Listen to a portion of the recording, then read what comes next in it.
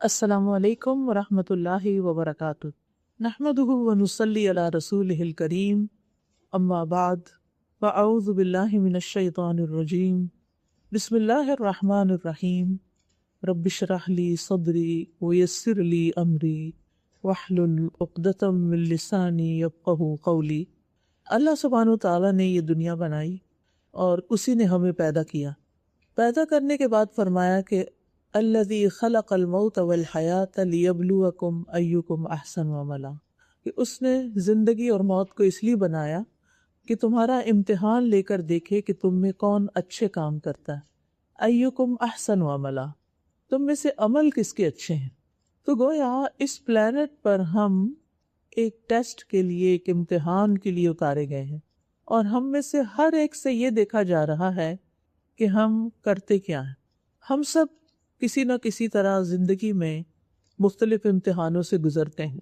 اس کو اگر آپ کسی اسکول کے ایگزام پر قیاس کریں کہ جب آپ اسکول میں ہوتے تھے، آپ یونیورسٹی گئے، آپ نے مختلف پیپر لکھے، ٹیسٹ دیے، ان ٹیسٹ میں سے کوئی آسان ہوتا تھا اور کوئی مشکل ہوتا تھا۔ کسی سوال کا جواب آتا تھا اور کسی سوال کا جواب نہیں آتا تھا۔ ان میں کبھی پاس ہو جاتے تھے اور بہت اچھے گریڈ آتے تھے، اور کبھی اچھے گریڈ نہیں بھی آتے تھے۔ یہی حال ہماری زندگی کا ہے۔ ہم ہر لمحہ آزمائے جا رہے ہیں۔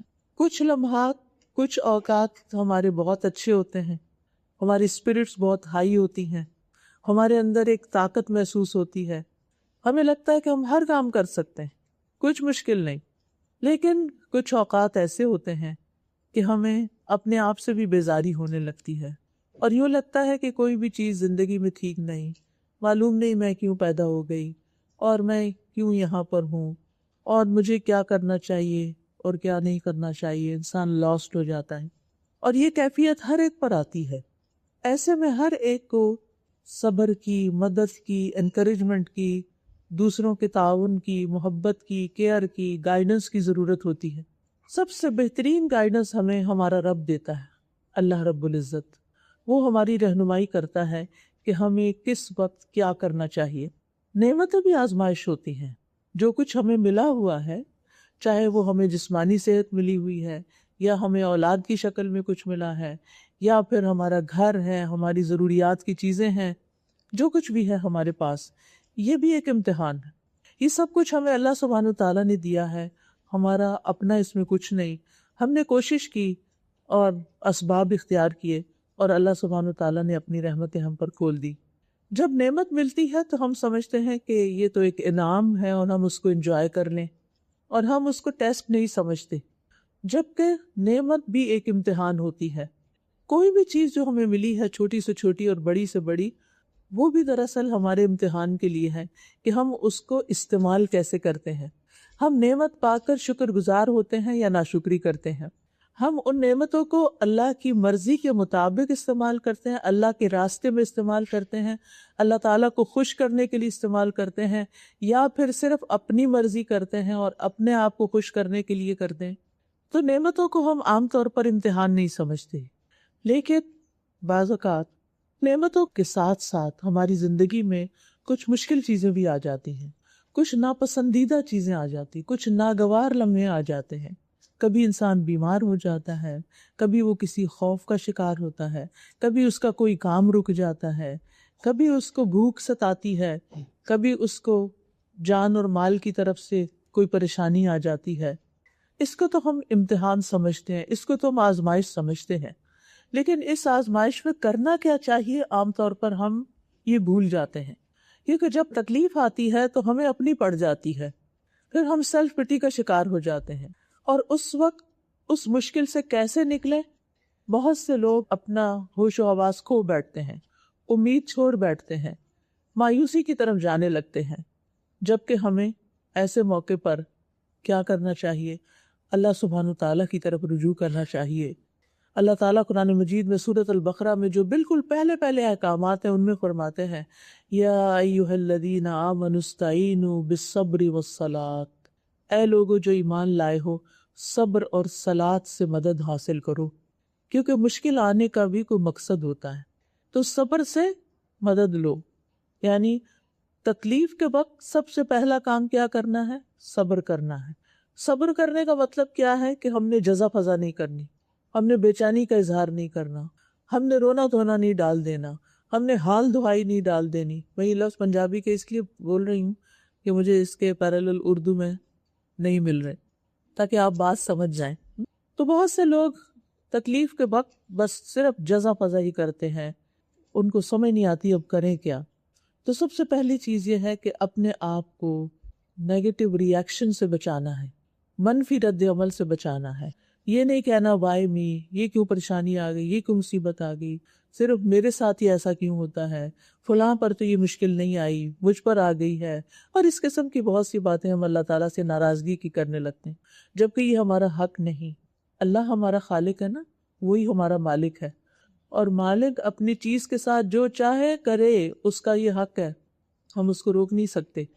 مثلا آپ اپنے گھر کے مالک ہیں، اپنے کپڑوں کے مالک ہیں، اپنے گھر کے اندر کی چیزوں کے مالک ہیں، لہٰذا آپ کیا کرتے ہیں کہ کبھی کبھی ڈی جنکنگ کرتے ہیں، کچھ چیزیں رکھ لیتے، کچھ اٹھا کے پھینک دیتے ہیں. تو کوئی آپ سے نہیں پوچھتا کہ ہائے وہ اتنی اچھی بوٹل تھی تم نے پھینک کیوں دی، وہ فلاں اتنی اچھی چیز تھی، اتنے اچھے کپڑے تھے تمہارے نکال کیوں دیے. آپ کیا کہتے ہیں؟ میرے کپڑے میری مرضی، میں رکھوں تو میری مرضی، میں نکال دوں تو میری مرضی. اس سے زیادہ حق اللہ سبحانہ تعالیٰ کا ہے ہمارے بارے میں.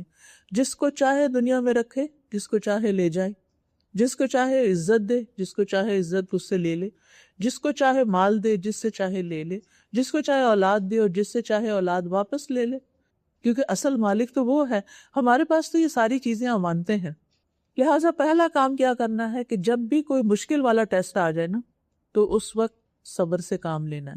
دوسرا کام کیا کرنا ہے؟ والصلاۃ، نماز. اور صلاۃ عربی زبان میں دعا کو بھی کہتے ہیں، یعنی دعا سے مدد لینی ہے. دیر اینڈ دین اللہ تعالیٰ کو پکارنا ہے، انا للہ و انا الیہ راجعون کہنا ہے. اللہم اجرنی فی مصیبتی واخلف لی خیرا منہا، اللہ میری مصیبت کا مجھے اجر عطا فرما اور مجھے اس سے بہتر چیز عطا فرما. تو جتنی بھی ہماری ضروریات ہیں اس زندگی کی، اور نہ صرف اس زندگی کی بلکہ ہماری زندگی کا تو یہ سفر ابھی جاری ہے نا، ابھی آخری منزل نہیں آئی. مومن کی آخری منزل جنت ہوتی. تو جنت تک پہنچنے تک، اس منزل تک پہنچنے تک کیا کرنا ہے؟ صبر سے کام لینا ہے اور اپنی ضروریات کو اپنے رب کے سامنے پیش کرنا ہے. پھر اللہ تعالیٰ کا کام ہے وہ ہمارے لیے اسباب بنا دے گا جن کو اختیار کر کے ہم آگے پار چلے جائیں گے. اور وہ تو اسباب کے بغیر بھی ہمیں اٹھا کے کہیں سے کہیں لے جا سکتا ہے، اس کے لیے تو کچھ بھی مشکل نہیں. لہٰذا ہر مشکل گھڑی میں ہم نے کیا کرنا ہے؟ اللہ کو پکارنا ہے، اس سے دعا کرنی ہے، اس سے سوال کرنا ہے، اس کے آگے گڑ گڑانا ہے. کیونکہ دعا آزمائشوں کی دشمن ہے. یہ یاد رہے گا جملہ، کیا کہا میں نے؟ دعا آزمائشوں کی دشمن. آزمائش آ جائے، اپنے نفس میں آ جائے، دل میں کوئی پریشانی آ جائے، جسمانی تکلیف ہو، بیماری ہو، پریشانی کچھ بھی ہو، دعا دعا دعا، اللہ کی طرف رجوع، اللہ سے مانگنا. اور اس کے لیے کوئی ضروری نہیں ہوتا کہ ہر وقت ہم بہت بڑی فارمیلٹی میں ہوں. اس کے لیے بس دیر اینڈ دین اللہ یا رب یا رحمان یا رحیم یا کریم یا عزیز یا ذی الجلال والاکرام یا بدیع السماوات والارض یا حی یا قیوم، جو بھی اللہ سبحانہ وتعالیٰ کے اچھے اچھے نام ہیں ان سے اس کو پکارنا شروع کر دیں. اور اس کے لیے آپ کو نام آنے چاہیے. اور ویسے بھی جس سے محبت ہوتی ہے اس کے نام تو سارے ہی آتے ہیں نا، سارے نام پتہ ہوتے ہیں. لہٰذا ایک کام آپ نے یہ ضرور کرنا ہے کہ اللہ سبحانہ وتعالیٰ کے ناموں کو زبانی یاد کرنا ہے. ایک ایپ ہے الاسماء الحسنی کے نام سے، اس میں پورے جتنے بھی مجھے معلوم تھے نام، جتنی میں کر سکی ان سب کی ایکسپلینیشن دی ہوئی ہے تاکہ نام سمجھ بھی آئیں. تو اگر ایک ایک نام روز سن لیں تو کچھ عرصے میں ہم سارے ناموں کو پہچان جائیں گے اور ہمیں پتہ چل جائے گا کہ ہمارا رب کون ہے، وہ کیا کیا کرتا ہے. اور پھر رب سے ہم دعائیں کر سکتے ہیں ان ناموں کے ساتھ. تو مثلا آپ بیمار ہیں تو آپ کیا کہیں گے؟ یا شافی. اور اس طرح بھی کہہ سکتے ہیں کہ انت الطبیب و انت الشافی، تو ہی شفا دینے والا ہے. یا رحیم یا کریم، یعنی اللہ تعالیٰ کے ناموں کے ساتھ پکارا کرے، کیونکہ اللہ تعالیٰ خود فرماتے ہیں وَلِلَّهِ الْأَسْمَاءُ الْحُسْنَى فَادْعُوهُ بِهَا. اللہ کے اچھے اچھے نام ہیں، ان ناموں سے اس کو پکارا کرو، یعنی اس کے نام لے کے اس کو پسند ہے۔ جب کوئی آپ کا نام لیتا ہے آپ کو کیسا لگتا ہے؟ اچھا لگتا ہے نا؟ جب کوئی آپ کا نام لیتا ہے تو اچھا لگتا ہے۔ وَلِلَّهِ الْمَثَلُ الْأَعْلَىٰ، اللہ کی مثال تو بہت ہی بلند ہے، وہ ہم انسانوں جیسا نہیں، لیکن جب کوئی اس کا نام لے کے اس کو پکارتا ہے، یا اللہ کہتا ہے، یا رب کہتا ہے، یا ربی، یا کریم، یا مجیب، یا قریب، تو کیا ہوتا ہے؟ اللہ تعالیٰ کو بہت اچھا لگتا ہے، اللہ تعالیٰ خوش ہو جاتا ہے کہ یہ بندہ مجھے پکار رہا ہے، کسی اور کو نہیں پکار رہا۔ کیونکہ کچھ لوگ ذرا تکلیف کو کہتے ہیں ہائے اماں، ہائے ابا، اماں ابا کو پکارنے لگتے ہیں یا فلاں، اور کچھ لوگ کس کس کو پکارنے لگتے ہیں، یعنی کچھ لوگ پیروں کو پکارنے لگتے ہیں، ولیوں کو پکارنے لگتے ہیں، بزرگوں کو پکارنے لگتے ہیں، اور آپ کو پتہ یہ شرک ہے۔ مشکل گھڑی میں صرف اور صرف اور صرف اللہ سبحانہ تعالیٰ کو ہی پکارنا چاہیے اور اسی سے مدد مانگنی چاہیے، کیونکہ لیس کمثلہ شیء، اس جیسا تو کوئی ہے ہی نہیں، جو کام وہ کر سکتا ہے وہ تو کوئی اور کر ہی نہیں سکتا۔ سارے اختیارات اللہ تعالیٰ کے پاس ہیں، ساری قوتیں اس کے پاس ہیں، اس کو کسی سے لینا نہیں پڑتا، اسے کسی سے مانگنا نہیں پڑتا، اسے کسی سے پوچھنے کی ضرورت ہی نہیں ہے، وہ خود سب کچھ دے سکتا ہے۔ ہم ہر سپارے میں پڑھتے ہیں انہ علی کل شیء قدیر، بے شک وہ ہر چیز پر پوری طرح قادر ہے، ہر چیز کر سکتا ہے، اس کے لیے کوئی چیز مشکل ہے ہی نہیں۔ اور پھر آپ دیکھیے کہ جب ہم اس کو پکارتے ہیں وہ سنتا ہے یا نہیں؟ سنتا ہے نا۔ اماں کو پکارے تو اماں تو پاکستان میں ہوں گی یا انڈیا میں ہوں گی، وہ تو نہیں سنے گی۔ فون کریں گے تو وہ سو رہی ہوں گی یا ٹائرڈ ہوں گی، یا یہ کہ اسے کہہ دو اپنے مسئلے کو حل کرے، روز مجھے نہیں کہانی سنائے۔ انسان تو خود محتاج ہیں، انسانوں کی تو اپنی ضروریات ہیں، وہ تو اپنی ضروریات پوری کرنے میں مشکل ان کو ہوتی ہے۔ ہمیں اپنے کاموں سے فرصت ملتی ہے؟ ہم سب کتنے مصروف ہیں، اور کچھ نہیں تو فون میں ہی مصروف رہتے ہیں۔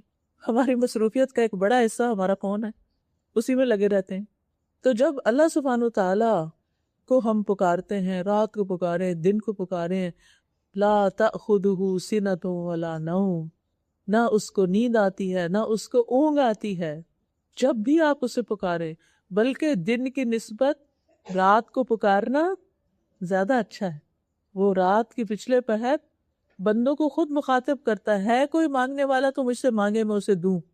جو تہجد کا وقت ہوتا ہے نا، سحری کا وقت، فجر سے پہلے گھنٹہ 2 گھنٹہ یا جو بھی ٹائم ہوتا ہے، 1/3 آف دا نائٹ، جو لاسٹ 1/3 آف دا نائٹ ہوتا ہے، تو اس وقت جب آپ دعائیں کرتے ہیں تو وہ دعائیں آپ کی زیادہ سنی جاتی ہیں۔ اور اللہ سبحانہ تعالیٰ فرماتے ہیں ہے کوئی جو بخشش مانگنے والا ہو تو میں اس کے گناہ معاف کر دوں۔ کبھی ہمیں اپنے گناہ بڑے ستاتے ہیں نا، ہمیں پریشانی ہوتی ہے، تو اللہ تعالیٰ ان کو بھی معاف کر سکتا ہے۔ اگر ہمارے گناہ آسمانوں تک بھی پہنچ جائیں نا، اور پھر ہمیں ریگریٹ ہو، پھر ہم شرمندہ ہوں، پھر ہم معافی مانگیں، تو اللہ تعالیٰ پھر بھی معاف کر دیتا ہے۔ اس سے تو مایوس ہونا ہی نہیں۔ لہٰذا ہمیں سب سے پہلے مشکل وقت میں کیا کرنا ہے؟ آئندہ اللہ کو پکارنا ہے، اور تکرار سے پکارنا ہے، بار بار پکارنا ہے، پکارتے ہی چلے جانا ہے، راہ چلتے ہوئے، واک کرتے ہوئے، کھانا پکاتے ہوئے، لیٹتے ہوئے، جاگتے ہوئے، کوئی آپ کو کام یاد آ جائے، کوئی ضرورت یاد آ جائے، کوئی مشکل دل پہ آ جائے، کوئی اداسی چھا جائے، کیا کرنا ہے؟ اللہ تو ہے نا، تو کر سکتا ہے نا۔ اچھے اچھے ناموں سے پکارنے کے بعد اپنی زبان میں آ جائے، جو بھی آپ کی مادری زبان ہے نا۔ جیسے میری مدر کی زبان پنجابی تھی، تو میں جب میری بہت جو خاص دعا ہوتی ہے نا، تو میں اس میں پنجابی میں دعائیں کرنے لگتی ہوں، کیونکہ مجھے ایسا لگتا ہے کہ جیسے نا یہ میں اپنے دل کی بات کہہ رہی ہوں۔ بچپن میں جو زبان سنی ہوتی ہے نا ماں باپ کی زبان سے، وہ اس میں ہم زیادہ فرینکنس محسوس کرتے ہیں۔ اگر اردو ہے تو اردو، انگلش ہے تو انگلش، پرشین ہے تو پرشین، جو بھی آپ کی زبان ہے اس میں آپ اپنے رب سے باتیں کریں۔ یا اللہ تو ہے نا، تو میری تکلیف دور کر سکتا ہے، تو میری آزمائش ختم کر سکتا ہے، تو میرا کام، میری بگڑی بنا سکتا ہے، تو میری مشکل آسان کر دے۔ تو ابن القیم کہتے ہیں دعا مفید ترین علاجوں میں سے ایک علاج ہے، یہ آزمائشوں کی دشمن ہے، یہ مصیبتوں کو دور دھکیلتی ہے، ان کے ساتھ گتھم گتھا ہو جاتی ہے۔ آپ کو پتا کہ ایک طرف سے دعا اوپر جاتی ہے، اوپر سے آزمائش آ رہی ہوتی ہے، درمیان میں ان کا جھگڑا شروع ہو جاتا ہے۔ دعا کہتی ہے واپس جاؤ،